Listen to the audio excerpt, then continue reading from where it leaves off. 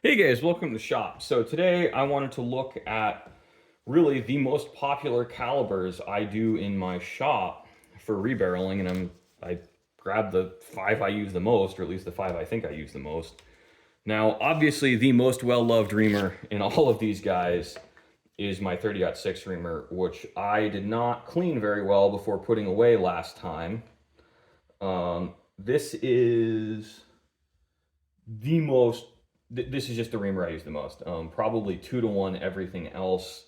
Uh, I've worn out multiples of these since I've opened, and I haven't worn out any other reamers yet. Now, I would say wearing this out is probably like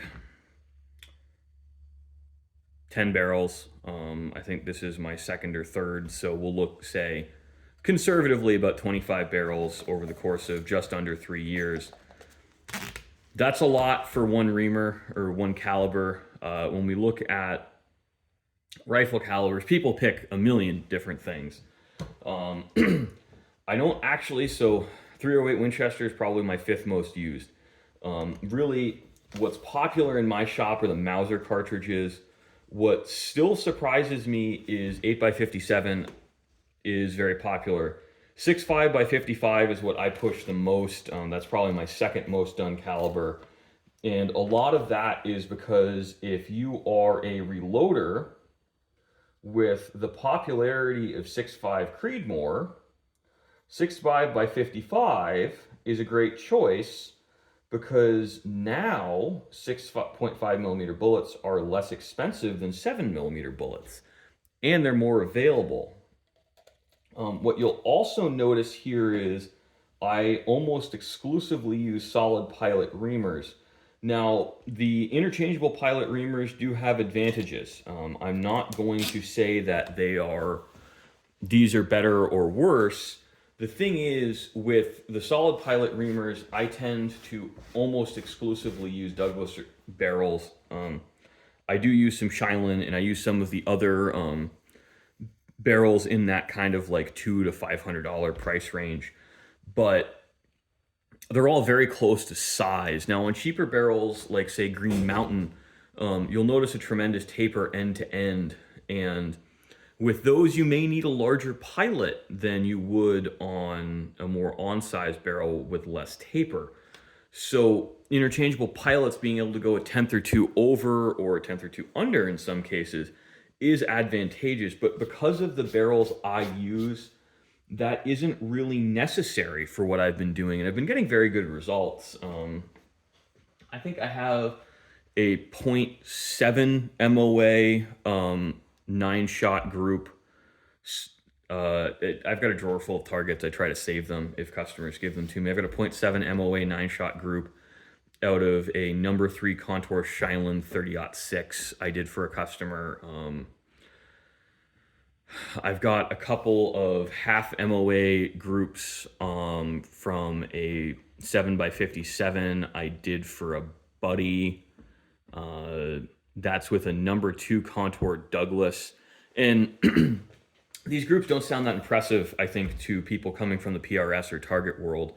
But when you understand that like a heavy barrel in my shop is really about like 700 thousandths at the muzzle on a 24-inch tube, it's a whole different world. It's very difficult to shoot these guns well. The wood stocks make resting harder. And my experience with these has just taught me that it really doesn't matter, the solid versus round pilots. Here's actually something really interesting I wanted to show people, and this is one of the reasons that you can use a 30-06 in an 8x57 action. People just underestimate how absolutely, utterly, massively long an 8x57 is. The 8x57 reamer is actually longer than a 30-06, just because the throat is so much longer. I do use a standard SAAMI spec reamer with the 8x57s. If people request it, I can get custom ground reamers with shorter flutes. Those do have an application in some target usage, but I don't feel that they're strictly necessary because I'm getting what me and my customers believe to be adequate accuracy with this Sammy spec 8x57 reamer. That's the other thing, is really picking your custom reamer. I think that's the last thing you should worry about when you're trying to build an accurate rifle. I mean, the number one thing is you need to start with a good barrel. No matter what you do, you cannot build an accurate rifle with a bad barrel. I would consider that polishing a turd. You also need to look at your, in my case, wood to metal fit is very important. Stock fitment is very important, but cutting a good crown and cutting a good concentric chamber. I think that changing your reamer print for accuracy is the absolute last thing you should do. And you should really only start to consider that after you've burnt out the first barrel. I've not found, for the kind of accuracy my customers expect, tight neck reamers are important at all. I think that they have a place. I want to emphasize that. They absolutely have a place, but for people shooting factory ammunition exclusively, which is really about 90% of shooters, they don't make sense. Factory Lapua won't fit in some of these tight neck chambers depending on the print you get. I'm not a huge fan of the Ackley improved chambers or Wildcats either. I'll do them, but they're not something I really recommend for customers, even if they're reloaders. The 280 Ackley improved has been really hot recently. Done a few of them. It makes customers happy, so I do it. I think that, in all honesty, they would never know the difference between a 280 Ackley improved and just a standard 280 Remington, or a 270 Winchester. I think that really the difference between a 7.5x57 and a 6.5x55 is utterly negligible. And this is actually another interesting thing. You'll notice the throat on the 6.5x55 is significantly longer than it is on the 7x57. And these are, again, Sammy spec reamers. So it's good to notice these things and know them. If you're slinging really heavy bullets right now, the really heavy round nose bullets, the 6.5x55 has a little bit of an edge here. I have seen 180 grain round nose 6.5x55 loads. I don't really know if there's even American load data on them, but I mean, stranger things have happened. It's just interesting how what we think of as longer cases are not always necessarily longer chambers. I just like to look at them. I love the 6.5x55 and 7x57. And honestly, if you handed me a gun and I didn't see the markings and didn't know what you loaded it with, I really could not tell the difference shooting them, and I sincerely doubt any animal can either. I just think for the reloaders, the 6.5x55 is advantageous at this time, especially if you're someone who's using it for target work, which a couple of guys absolutely have. I love the 6.5x55. It's the first rifle I ever built was in 6.5x55. I think I'll have to show it on the channel at one point. I just love it. I mean, I think the 6.5x55 and 30-06, there's very few situations in North America I can understand needing something different.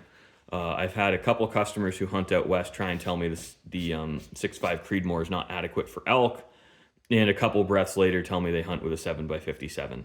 Energy-wise, you're very, very close, guys.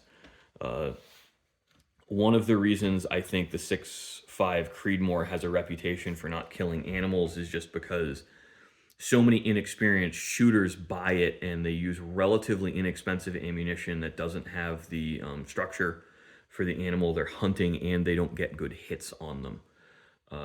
That is a huge consideration with hunting. Shot placement matters more than any caliber. But it was just kind of interesting to grab these 5 reamers. I don't know if a lot of customers or viewers necessarily know I do that, because I don't show a lot of the barrel work on the channel. I know I talk about it, and I love barrel work. It's, in all honesty, one of my least profitable services, but it chambering rifles and building them from scratch is my favorite thing to do. So as long as it is even somewhat profitable, I'm going to continue to do it. I really enjoy it. And there's something fun about really the hand-built and custom rifles. I'm hoping soon, I think I have a 35 Whelen chamber reamer on the way. That job may or may not show up on the channel, but that's another caliber I love. I think the 35 Whelen's probably, for an East Coast hunter, one of the most fun calibers you can have, because if you're a reloader, you just go use 9mm pistol bullets in it. I mean, you're going to get some leading and fouling, but who cares? Just use something powder coated, it comes right out. But you also get something with the thump to really handle some big, heavy North American game. I've heard reports of people hunting grizzly with it with satisfactory results. I have flirted with talking someone into a 35 Ackley Improved, and I know earlier in the video I said that I don't like the Ackley Improved calibers. The 35 Ackley Improved is one of the few where it kind of makes sense, because you start to have a moderate shoulder on it, but because you have such a small shoulder, even though it's much steeper and you don't have any case taper, it still feeds fairly well, because you don't have that massively abrupt transition. I think the 6.5 by 55 Ackley Improved feeds horribly, but it can be made to feed smoothly, but feeding issues are kind of endemic to caliber conversions. And the taper exists in rimless cartridges for a reason, just because it feeds better. So thanks for watching, guys. I hope you enjoyed. I like getting to share this stuff with you, and we kind of look at some of the popular calibers. You know, I don't think you guys want to sit here for long enough for me to dive in depth into the advantages and disadvantages of each of these. But the advantages and disadvantages to each of these mostly boils down to, I like this one better, and that's really my decision making, is I go with the rule of cool when it comes to deciding what caliber I want to use on a gun, at least for personal use.